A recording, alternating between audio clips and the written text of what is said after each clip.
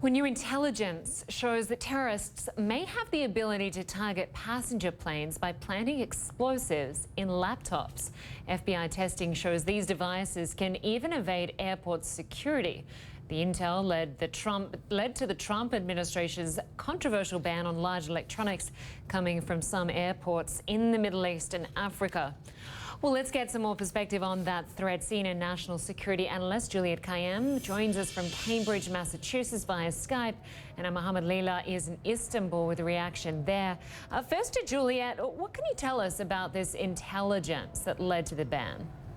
Well, the intelligence stream had existed actually well before the Trump administration, and it actually led to some sort of greater security efforts throughout the aviation community. It's been known, we certainly, that ISIS and other terrorist groups are trying to get past the defensive measures that have been put in place in most airports, and that would include the capability to detect explosives in a laptop. Most people who don't go through this quick security line do have to pull out their laptop, which is examined and put through an X-ray.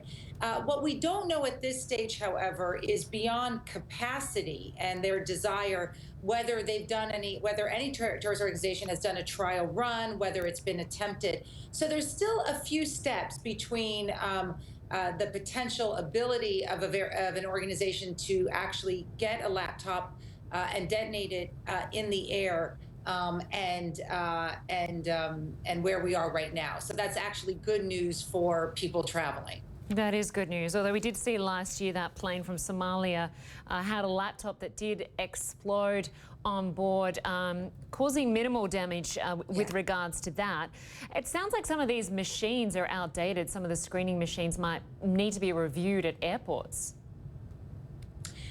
That's right, and at least the Trump administration is saying one of the reasons why they targeted the various airports in the laptop travel ban just a few weeks ago was for that reason, that some suspicion or concerns that the technology wasn't up to speed. The challenge at this stage, though, is because Britain has a similar laptop ban, but at different airports, it does seem quite confused of a response. One could argue that either all laptops should be out off of airplanes, or we simply try to secure and screen all of them before they get onto planes. But there's sort of a hodgepodge of responses, and maybe other countries will fill in the gaps, but we certainly don't know that yet.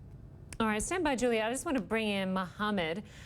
So far, we know at least 8 countries are affected by the electronics ban, which is in place not just from the US, but also the UK. Has there been any response so far from airlines with regards to this new intelligence? Well, so far, no, there hasn't been any response. We've reached out to 3 of the biggest airlines in the region, Emirates, Etihad, and here in Istanbul, Turkish Airlines. None of them have given any kind of response. You have to remember that when there's a new terror threat, some new kind of information out there, these airlines typically do take it very seriously. Number one, think about the region of the world that they're in as transit hubs, people going from parts of the Middle East to Europe and, of course, to North America.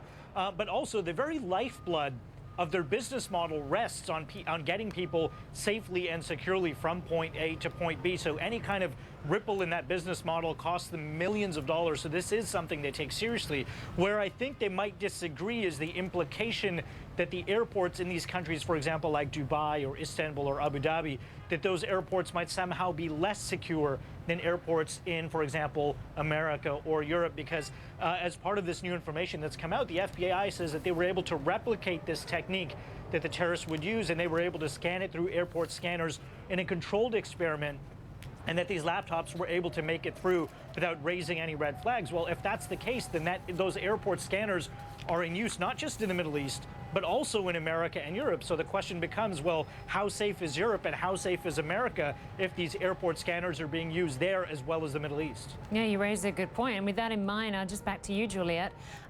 Do you think we can expect that this ban could be expanded to other countries? Obviously, it will upset a lot of business travelers if that would happen. Right, and Muhammad brings up just exactly the right point, that at some stage, if you respond to every potential threat, even, because we don't know of a specific attack right now, but potential threat with putting too much security on, taking, all the laptops off the airplane, you're going to stop the flow of commercial activity, tourism in a global economy. I mean, here in the United States, you have 2 million people traveling a day. I mean, something like 200,000 flights globally a day. The system is just essentially too fast and moving too many people. And so the idea of sort of taking all laptops, it's hard to fathom. And I think what we'll probably see is maybe a more concerted effort on linking specific people or potential threats with examination of their laptops. But this, I agree with Muhammad, it's just the narrative of the laptop ban now does not make much sense. Even though with the news of this new threat, if the threat is real and the equipment is not working to counter it, that is true in the United States as well as in Europe, as well as in the Middle East. Absolutely. And you have to wonder whether if laptops in those 8 countries are checked in, put down below on the bottom of the plane, whether it's going to be any safer than if they were taken on board as carry-on. That's exactly right. There's a number of security specialists who've been on your air saying the same thing. Look, you can detonate things from you can detonate things remotely, even on an airplane, especially because airplanes have Wi-Fi service. So if it's underneath, actually, it's harder to stop someone from doing it because you don't have people watching, trying to deter them from doing it, as we've seen in other cases where passengers actually get engaged. Look, there's no perfect solution. With the numbers that we see in global aviation and the interconnectedness of the world, there's always going to be a level of vulnerability. I personally think the laptop ban was probably over-inclusive. It just included too many airports, a lot of them that we know are actually quite safe. And I think we should look for a more refined approach to this new threat rather than this sort of, very broad laptop ban. Juliet Kayam, you raised some great points there. Good to have you with us. And Muhammed Lila, thank you very much.